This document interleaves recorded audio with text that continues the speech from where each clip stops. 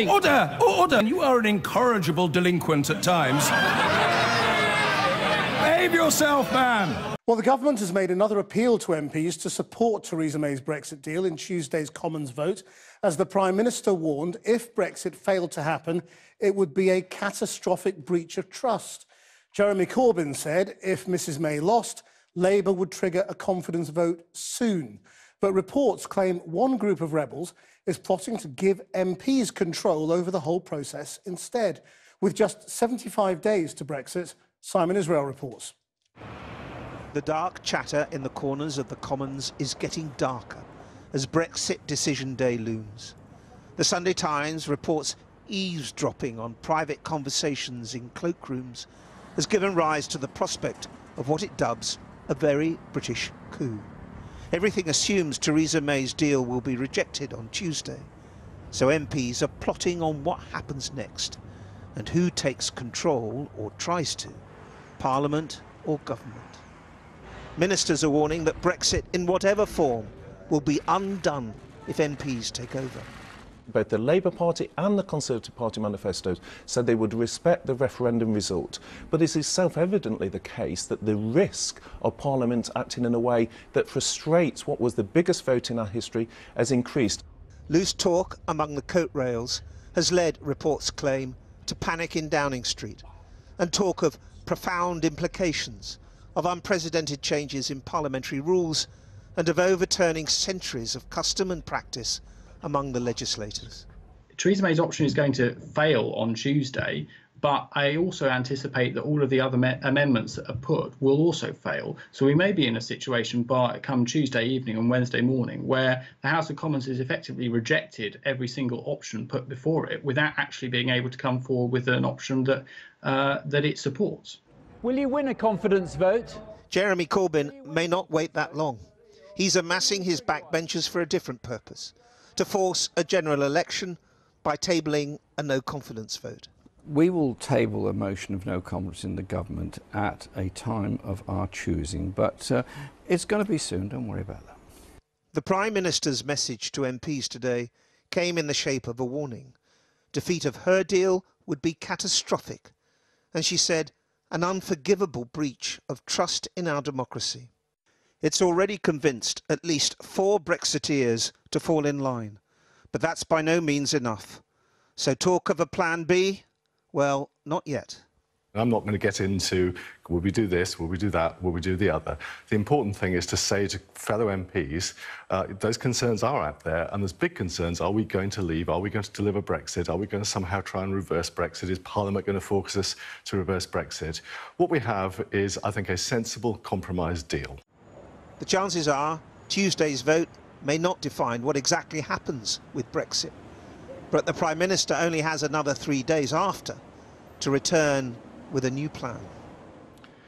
Well, some Labour activists are growing increasingly dissatisfied with their leader's refusal to back a second referendum, as polls show that party members are significantly opposed to Brexit and pro-second referendum. At the moment, the party's official policy keeps all options on the table if there isn't a general election. Inigo Gilmore has been talking to Labour activists. I joined because of Jeremy Corbyn. I joined campaigning to get him elected as leader. Gathering outside Parliament of the anti-Brexit group, Another Europe is Possible. And I'm calling on the Labour Party, on Jeremy Corbyn, don't build any more borders, stop Brexit. All of these people are from the left of the Labour Party and voted for Corbyn to be their leader. And they want him to declare a more pro-European stance.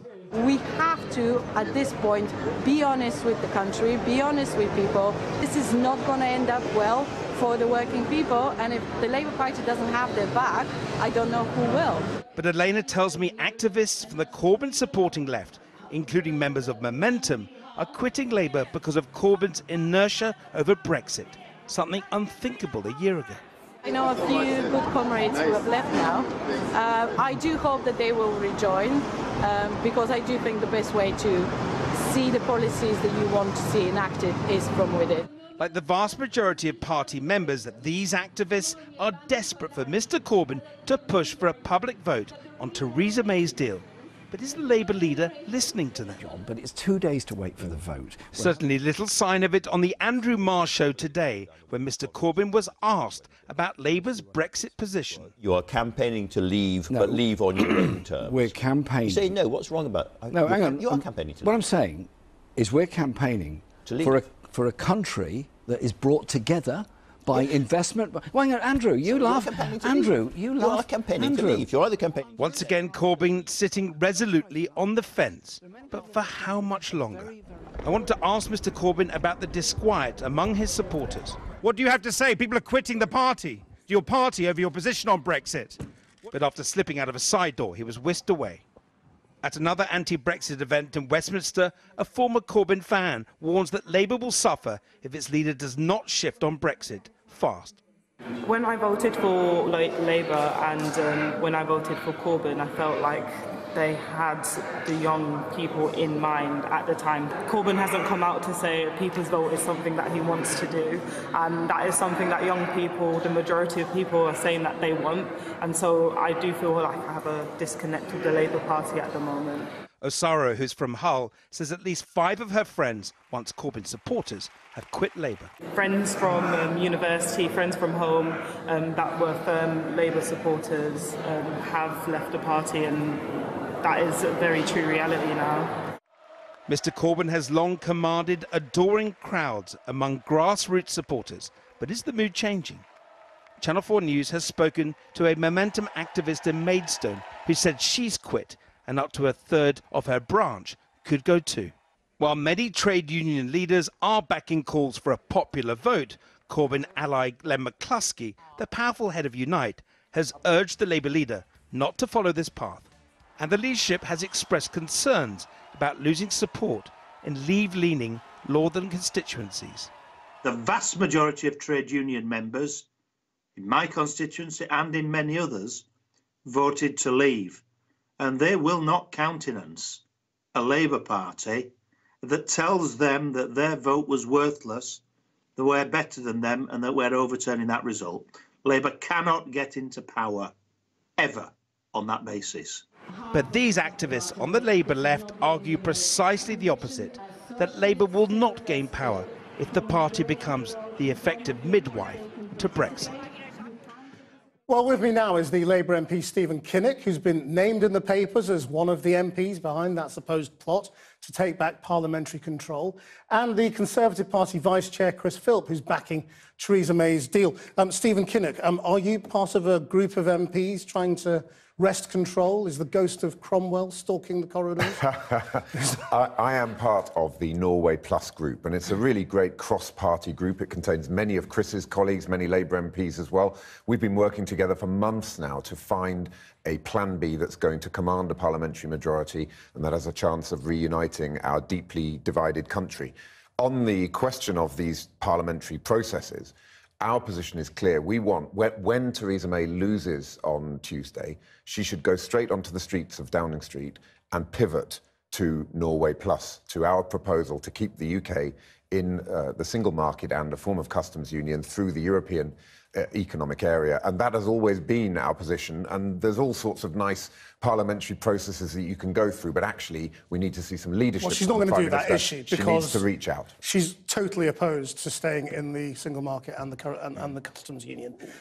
So when she doesn't, are you then saying, right, we're going to pass an amendment that takes control away from the government when it comes to parliamentary business, and we'll do it ourselves, so that we can then introduce legislation to back Norway Plus or Common Market 2.0, as you call it? Yeah, well, look, when her flagship piece of legislation fails on Tuesday, we're in uncharted waters then, and she has to change her pattern of behaviour.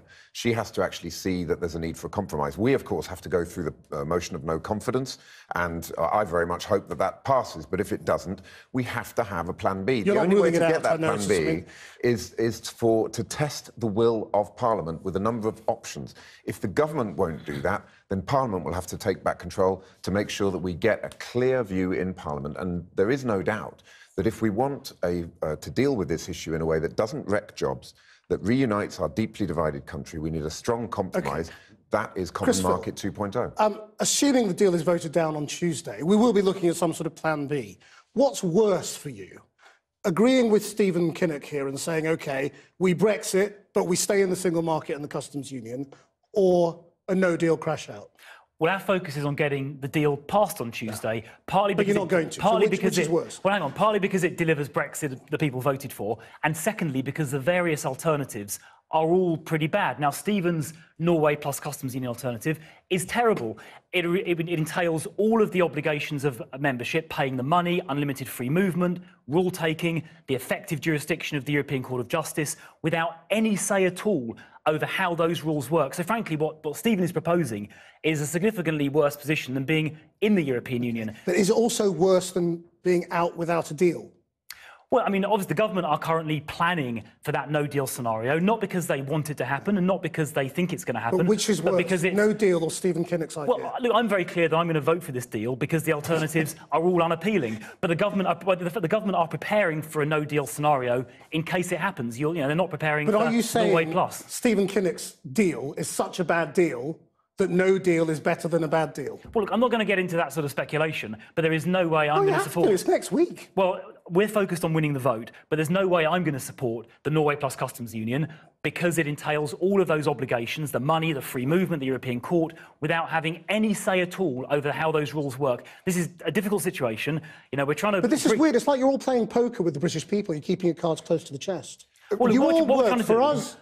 You should be telling us what your position is. There's only one party, OK, that has a clear plan on this. Labour has no plan at all, other than trying to cause chaos and precipitate a general election. The only people with a plan are the Conservatives, with the plan we're going to vote on. So for all of the shortcomings people may say that it has, it's the only game in town. It gets us out, and that's why we should support it. So I think the British people have got quite tired of Conservative politicians coming on and saying they're going to win on Tuesday. It's not going to happen. They are flogging a dead horse. We therefore need a responsible plan B, and it's a plan B that both respects the outcome of the referendum and how close the result was. 52-48 is a mandate to move house but to stay in the same neighbourhood. It is not European Court of Justice jurisdiction, it's the EFTA court. There are many examples of divergences.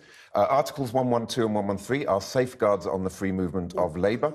The EEA Joint Committee is the rule-shaping, but it's really important, Chris, that we get the facts on the table because the British people have had enough. The point is, it's not being put to Parliament, let alone the British people. So let's not get into the detail at the moment. Chris Philp, if she loses, this will be the government's biggest legislation. It's worse than losing any budget.